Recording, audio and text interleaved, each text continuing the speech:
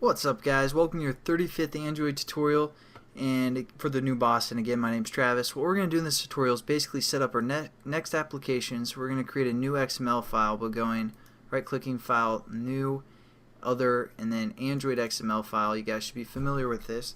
We're going to call it Email XML. Finish. And basically, I'm trying to think of some new things I can introduce you guys to with the XML so it doesn't get boring. What we're going to do is we're going to add some edit text, plain text. You're like, what? This isn't new. You are lame. Which is fine, but what I'm actually going to introduce you guys to is something called a ScrollView. So add about 6 is good. 6 edit text, and then we're going to add a text view above each one. Nothing too awesome here. And then we're also going to add, let's see, the date and time thing. We're going to add an analog clock right here, just because we can. Now what we're going to do is we're going to kind of separate some of this code with some linear layouts. So I don't know what that statement is.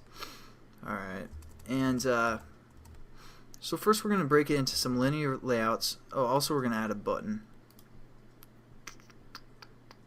regular button right after our edit text, or our last edit text. And there we go, and then we're going to separate these with 3 linear layouts. So I'm going to set up a linear layout. Again, nothing new for the most part. Linear layout, and we're going to close this statement off here and delete it here, and then just set it up. Android. Basically, I'm going to copy and paste the same setup here. It's going to be vertical orientation. Again, nothing new for you guys. And match parent. And then we're also going to just copy and paste this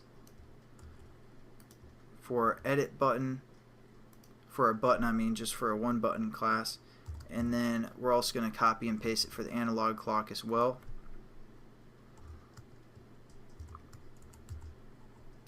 And we're going to change all these, the height to them for, actually before we do that, we're going to go into add our scroll view. So right here, this top linear layout, this is where we're going to add our scroll view, and basically the scroll view will allow us to scroll through all of our items within the linear view below. Now, scroll view has to have a linear view for the most part within its parameters, so we're just going to add a scroll view. Again, Android layout width equals fill parent, and Android layout height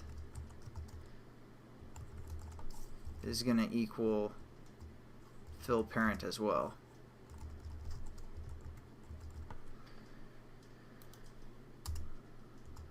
Alright, so we have our scroll view set up, and we want to wrap our linear view. So we're going to copy this line and paste it below this linear view. Now what we're going to do is we're going to set up all of these other linear views that we set up to have fill parent for the height as well, and then we're going to use the weight method that we're familiar with.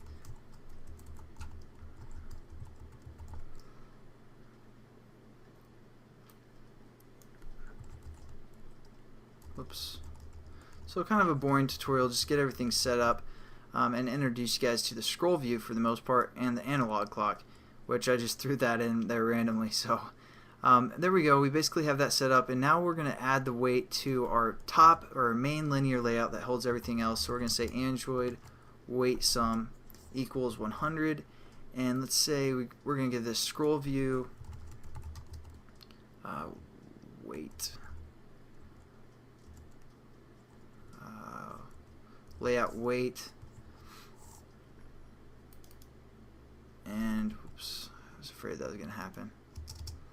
Okay, layout weight equals, let's say, like I